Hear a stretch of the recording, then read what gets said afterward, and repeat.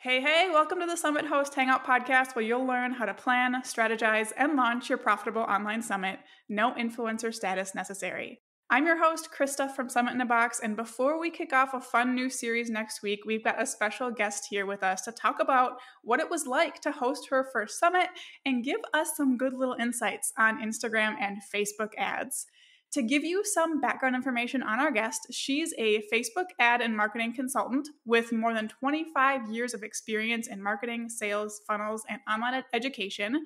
She makes it her mission to help coaches, consultants, and experts succeed in online marketing and growing their online course business, which I am all about. So without further ado, let's dive in and talk with Destini Copp. Welcome, Destini. I am so excited to have you here today. Oh, thank you so much for having me. I'm very excited to chat with you today and talk about summits with you. Heck yes, I can't wait to dive into this. Before we get into all the summit goodness, tell us a little bit about you and your business so we have a little context going in. I'll be happy to. So as you mentioned, I'm a Facebook and Instagram ads consultant and sales funnel strategist. So basically what I do, and I really focus on and helping online course creators. So I work with them in selling their online course. And that's just, as simple as I can make it. So anything related to helping them set up their sales funnels, to driving traffic into that sales funnel, and, maybe even looking at that sales funnel, looking at landing pages, sales pages, what's going on with Facebook and Instagram ads, is everything working there, and really digging into them and figuring out what's working, what's not working, and where we might need to make some tweaks. I love that. It's so easy, as someone who maybe doesn't have experience with that kind of thing, to launch something new and maybe put it on evergreen. And, if sales aren't coming in, just blame it on the product itself or something like that. And you're there to be like, oh no, it's probably not that. Let's look at your funnel. And that is so needed. And we can talk about a bit about how your summit fit into your funnel as well. But I just love that that's what you're all about, because it is something that so many of us need help with. I mean, to your point, most of the time it's not the product, or it's not the service. It's, how we're talking to the customers, or, bringing out those benefits of what we're trying to sell. Or a lot of times, quite frankly, we just don't have enough traffic coming into that funnel. Yes. And then come the Facebook ads, right? Yes, that's one of the reasons why I didn't originally start in that particular niche. But as I started working with so many clients, and also, just working on my own business, I felt like, or I noticed that was really where one of the main issues is driving traffic in there, whether it's through Facebook and Instagram ads, whether it's through affiliates, which I'm sure we'll talk about that today, or maybe even some free PR strategies. So it's really a combination of a couple of different things to drive traffic into that funnel so you can be successful.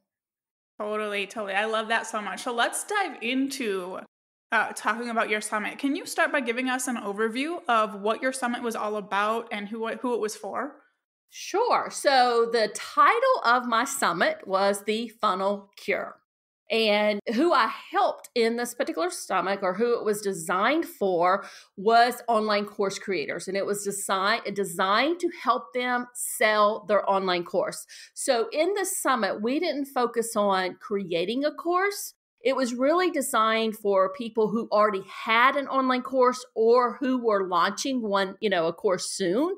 And that was the focus of it. So in terms of the speakers for the summit, I had a wide variety of speakers, but they were all focused on helping people sell their online course. So we basically touched every aspect of an online course funnel, from email marketing, content marketing, PR strategies, webinars, deadlines, Pinterest.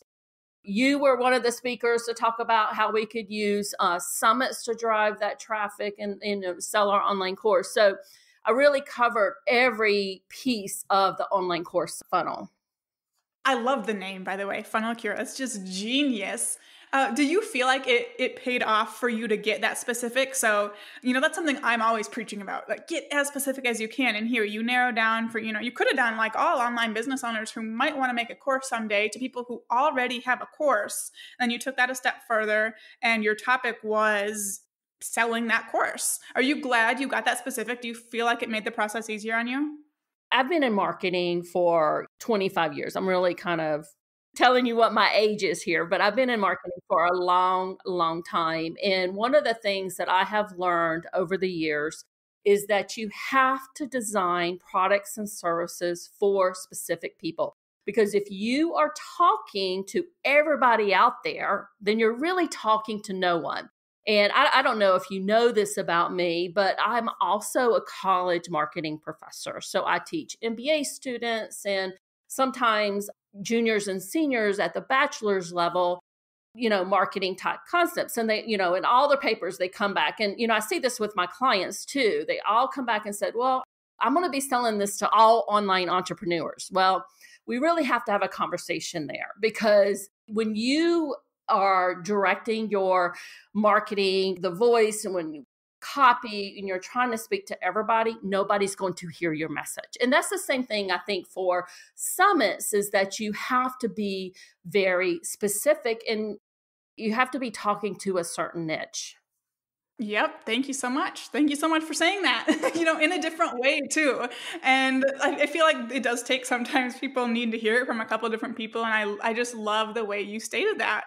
And when you said, if you're talking to everyone, you're talking to no one, like, it's so true. If we scrolled past like a Facebook ad that was for a summit for all online business owners to help us grow our business, we'd be like, I don't care. We'd probably not even like process the fact that we saw it.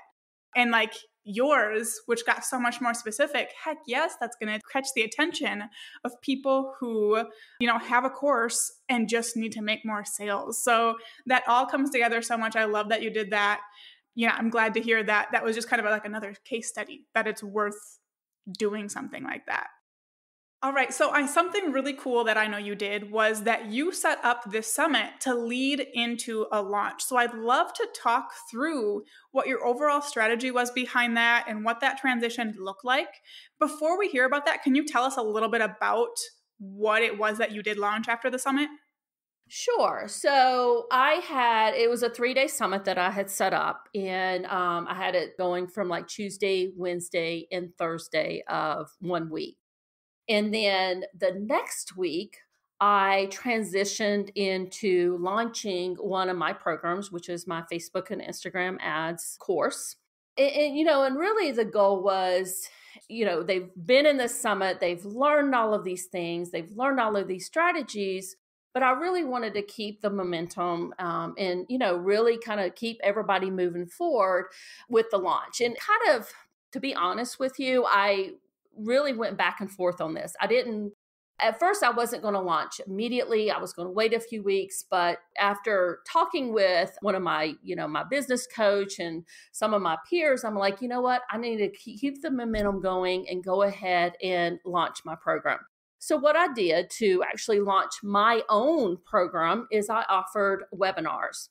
So I basically had a webinar that went through the topic of my webinar. I'm talking off the top of my head now, and I can't remember what the title of the webinar is. That's really bad. But I went in and offered my webinars, and then I had my cart closed a week later. Okay, cool. So you said you left like, what was it, maybe 4-ish days between the summit and the launch? Yeah, so the summit ended on a Thursday, and I had my webinars the next Wednesday. So it was a little bit less than a week.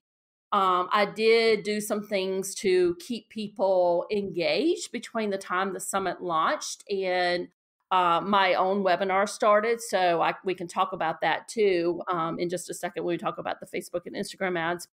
Yeah, so it was almost a week. Okay, and I like that you didn't wait longer than that. Did you feel like that was a good amount of time, or do you wish you would have done it a little sooner when there was still a lot of engagement? Or maybe we should talk through these strategies you use to keep them engaged, if you feel like that worked really well. I don't know that there's a right or a wrong way to do this. Sometimes I feel like it may depend on your audience. It may depend on what you're teaching. I think if I was going to do it again, I would still launch the same way I did, giving them about a week and doing my own launch. But I'm not sure that that's right for everybody. So, people have to kind of weigh that and maybe test it out. So you'd asked me a little bit about the ads. I can kind of walk you through the ad strategy that I had for my entire, launch. And one of the things that I did that, definitely helped me out, and it's something that I recommend for clients too, is before the summit, before I even started running ads for my summit, I did quite a bit, quite frankly, of list building strategies before that. One of the primary reasons for that was to test audiences and also build, kind of that warm audience, if you would, on Facebook with the video views. So when it came time for me to run my ads for my summit, I already had some audiences that were locked and loaded. And these were audiences, saved audiences, cold audiences, I should say, that I knew were going to be primed for this particular offer. So when I ran my webinar ads, not only did I have some, warm audience to target, and those were a lot less, quite frankly, in terms of a cost per lead than my cold audiences, but I also had some cold audiences. When I say cold, people who didn't know me, I should probably clarify that. I also had some cold audiences that I knew were going to respond well to this particular offer. So that's kind of the strategies that I use to drive people to sign up for the summit. I love that. So you said that you did some list building before you started promoting the summit. Was that all through ads? Some of it was through ads. Some of it was through some affiliate promotions that I was doing with some of my peers.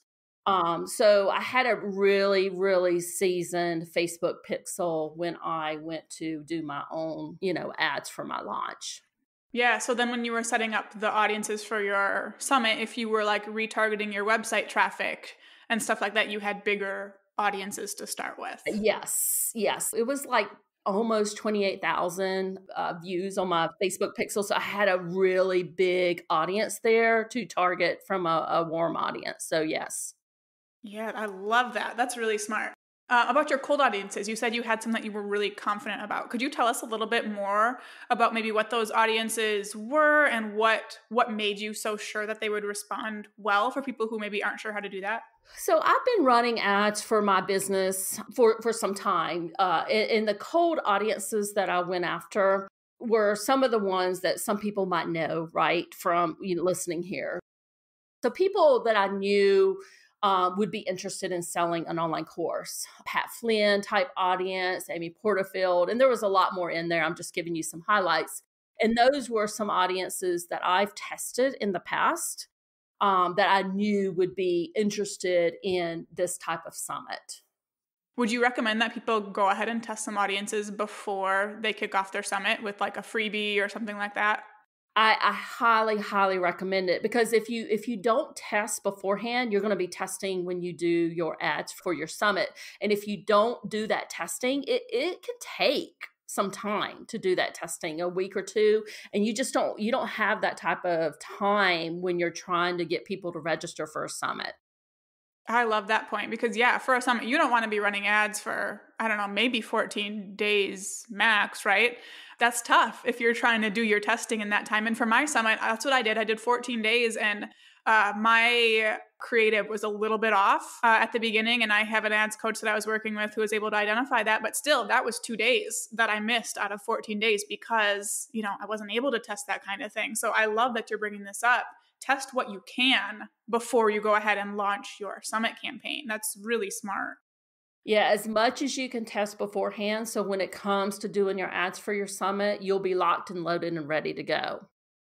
Totally. Do you have like a recommendation or like a process you like to use to help people decide what to spend on Facebook ads for their summit? Because that's a question I get all the time. And I feel like the range is like never ending, Yeah, so that's a very good question. And I think it's a valid question and people need to be asking this question. So, and this is why testing is so important, because if you test beforehand, you're going to have an idea of what your cost per lead is going to be. Okay, so I know that for my business, because I've done tons of testing, I know that my cost per lead for a cold audience, somebody who doesn't know me, is going to be around $7 or so. Okay. I know for my warm audiences, it's going to be somewhere between 4 and 5. So with that information, I can kind of back into how much I need to be spending. So I'm going to try to do some math here. I know we're we're talking virtually over a podcast, but I'll try to do some math here. So let's just say that you want to get 1,000 people from your ads into your summit.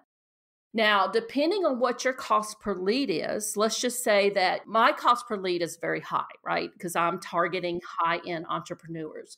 Your cost per lead, not you specifically, but the people listening, their cost per lead may be a little bit less. So let's just say their cost per lead, for sake of argument here, is $3 on average.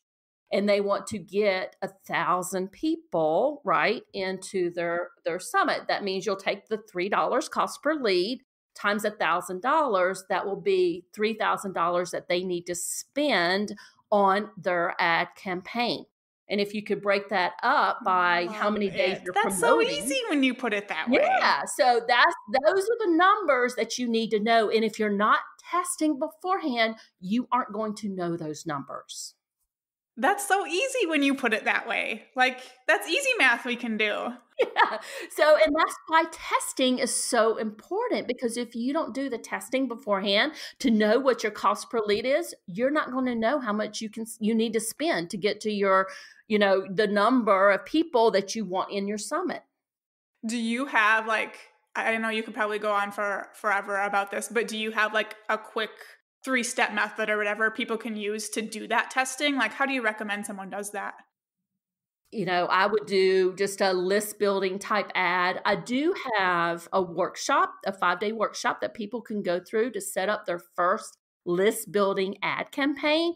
It is super, super easy. Honestly, it's really easy to set up your list building ad campaign. That's where I would start to start testing things out, testing your audiences, get some ideas of your numbers and your cost per lead, so that when it comes time to filling up your summit, you know exactly what you're going to need to do. Heck yes. Okay, I'm going to link to that in the show notes for you guys, because she's making it easy for us here. Like, this just made Facebook ads for your summit just seem so much easier. So thank you so much for that. Okay, so let's say you have your ads running to the audiences that you had planned out and you tested. You know what your cost per lead should be. What do you look at then when your ads are running? You go into Ads Manager to decide, yes, this is working, no, it's not. So a couple things that you'll need to look at, and we don't have one of the reports in front of us, but you need to know how your landing page is converting. So the people that are actually coming from your Facebook ad and clicking on your summit registration page, how many of those are actually signing up for your webinar or for your summit? So, and this would apply for webinars too. Same concept here. But so they go from your Facebook ad, they click on the summit registration page. What is that percentage? Now, at a minimum, I like to see 30%. I know some people out there say 20% is fine. I really like to see 30%. Mine was converting at around 47%, and I can generally get my clients up to that range also. And just keep in mind, the higher the percentage of the conversion on that landing page, the lower the cost per lead you're going to have. So that's one of the things that I look at. The other things that I look at are just like the click-through rate. So people that are actually seeing the ad, are they, is it resonating with them? If it's not, it could be something wrong with the image, just isn't catching their eye. So there's a lot of different things that you can look at in your Facebook ads and figure out, do I need to tweak these and do, or are they working just fine?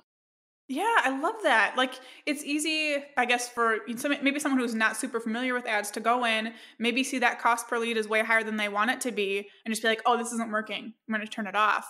But really, there's so much you can see by doing what you said and looking at your landing page conversion rate. Is that the problem? Looking at your CTR or your click-through rate and seeing if that's, I usually like to see like 1%.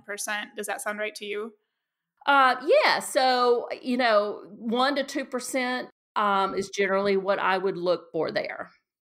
Yeah, and like there's just little different things you can look at with your numbers to know what is the actual problem. It's not just that it's not working completely, but there's something you can tweak to make it better. So thank you for pointing that out. Do you also run your ads to Instagram as well, or do you just target them on Facebook? So I generally do both. And for the majority of the people out there, that's probably going to work for them also. What I like to do is, and I don't do this all the time, but sometimes I'll set up what we call dynamic creative type ads and then run it to in any of the spots and kind of like Facebook figure out what's working, what's not working. For the majority of the ads that I run and for the majority of the clients that I work with, Facebook's doing a really good job figuring out what audiences are responding, what creative they're responding to, where you might need to make, and just making some of those tweaks for you, whether it's, is it working better on Facebook or is it working better on Instagram? I would generally recommend doing both.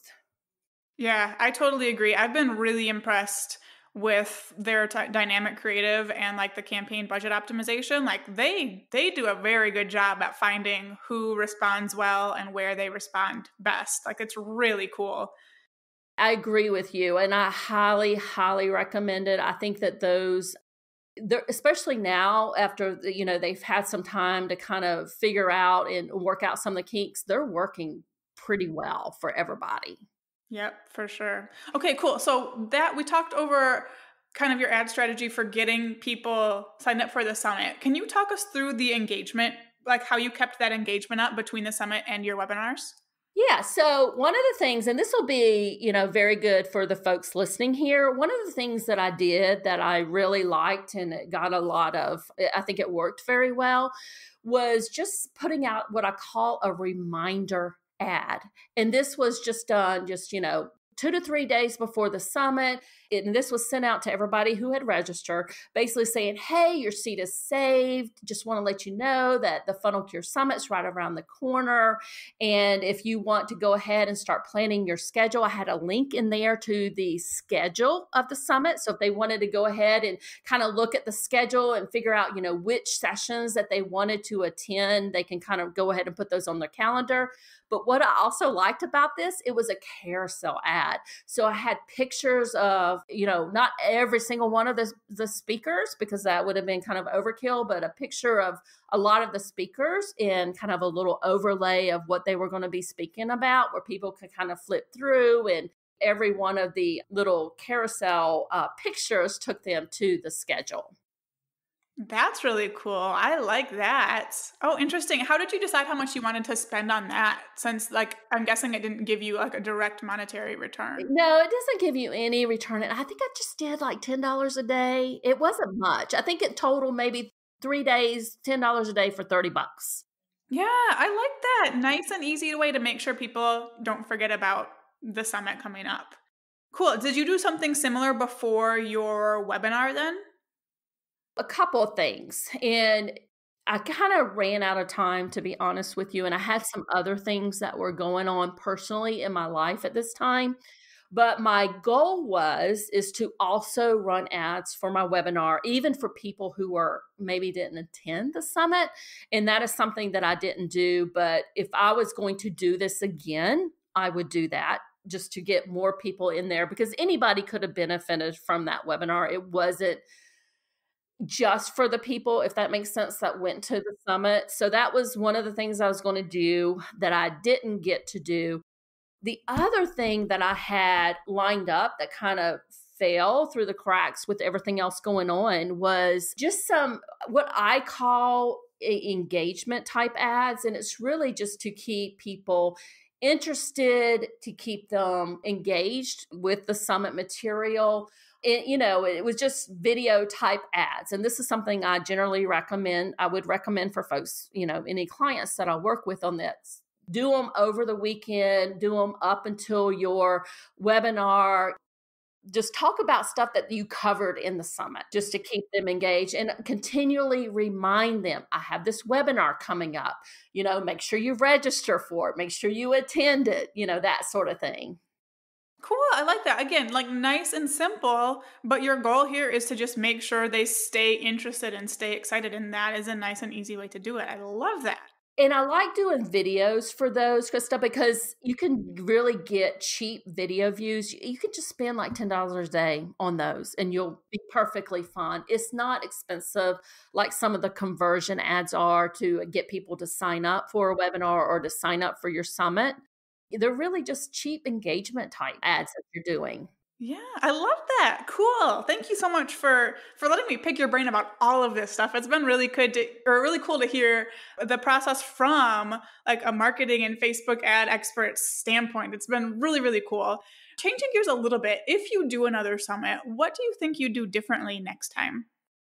So one of the things that this was the first summit I had ever done. I've done webinars, lots of webinars. I've done challenges in the past, but this was the first summit that I had ever done. And one of the things that I didn't do that I would make sure that I did next time was to implement a speaker agreement. I just want to say that I had a ton of awesome speakers. I mean, just really had a really good group of speakers. But not everybody promoted, and they didn't tell me up front that they wouldn't be doing that. Now, some of the I had a couple of businesses, larger type businesses in there, and I knew that they weren't going to be promoting some of the software type companies. But in terms of the other speakers, I didn't get as much promotion as what I would have liked to have. So a lot of the people that came to the summit, they found out about it through my Facebook ads, more so than the speakers, if that makes sense. Yeah, for sure. That's always disappointing, when you feel like you can count on the people that you reached out to and then they just kind of disappear, That does stink. And a speaker agreement. This is actually, I just ran a summit as of recording this last week, and it was the first year I did a speaker agreement. And I was worried about the reception it was going to get. Like, am I going to send this agreement and someone's going to be like, never mind. I'm not interested. But if you do it right, like they don't have a problem with it. I positioned it as, I want to make sure that we both understand who has rights to your material. And so you feel comfortable providing it to me. And like, they didn't care what else was in it. Cause I wasn't saying like, sign this contract that says you have to promote this many times. So yeah, if anyone else listening, is hesitant to do it like I was, just know that it doesn't have to be a scary thing. And I do think it's worth it. It just makes it feel more official to them, and I feel like it would weed out people who might feel a little more wishy-washy about participating and help you get those more dedicated speakers. But yeah, thank you for sharing that. Yeah, I do feel like it's a mistake that I made that I would encourage people to not make this mistake in theirs. What would be your biggest piece of advice, maybe besides the contract, for someone looking to run their first summit? What's something, the biggest takeaway you'd want them to get? Yeah, so for me personally, like I mentioned, this is the first summit that I had done. I'm extremely experienced in launches. I've done many, many different launches. I've helped a ton of clients with their launches, but this was the first summit I had ever done. And I would encourage folks to make sure that they have access to a system, some type of system out there, whether it's your system or, some other type of system that they're following. I really think that I would have I'm not saying that I was perfect in this by any means, but I think I would have made a ton of more mistakes had I not had your step-by-step process in your summit in a box to kind of walk me through exactly what I needed to do. The other thing that helped me out tremendously, because I'm extremely busy in my business. I've already booked, around $90,000 worth of payments this year that are contracts that I'm trying to work through. So I'm just so busy in my business. I didn't have time to pull all these pieces together, and having those templates and all those swipe files and everything that you had, it was a lifesaver for me. I really don't think I could have done it. Aw, see, this is me trying not to tear up. That's like so fun to hear. Thank you so much. I know I haven't told you that yet, but this is probably the first time you're hearing that from me. But it was such a lifesaver. Well, that is so good to hear. That's why I do this. So thank you for sharing that with me. But also, I do want to encourage everybody, whether it's my system and my templates or not, get something. Don't make this up, because I feel like just even what we've talked about today is a tiny part of it, but there's so much to think about. There's no reason for someone to reinvent the wheel, start everything from scratch when they don't have to. So I'm really glad that my resources were able to help you, manage a great summit in a business that is very busy. So thank you so much for sharing that. Where can everybody go to learn more about you and what you offer? Oh, thank you. So my website is probably the best place to go. It is destinycopp.com. And I'm sure you'll have that link in there so everybody knows how to spell it. The other thing that I do want to point out, and it is on the main page of my website, is the 5-day workshop that I have. So it's a really easy, free workshop that you can go through to set up your first list building ad campaign. So if you want to go out and kind of test some of this, your audiences, or really get an understanding of your numbers and your cost per lead, that will walk you through everything you need to do to set that up. That sounds awesome. I will link to all of that in the show notes. I really encourage you guys to go get in on that workshop. And thank you so much for being here, Destini. Thank you. Thanks so much for having me. Thank you so much for tuning into this episode. For show notes and resources we mentioned, head to summitHostHangout.com/066 and be sure to get in on that workshop from Destini. It's going to be so worth your time to figure out those audiences, figure out your cost per lead before you start running ads to your summit. In the next episode, we're kicking off a new series all about getting your speakers to participate and cooperate throughout the process, so be sure to tune in for that. Now go out and take action to plan, strategize, and launch your profitable online summit.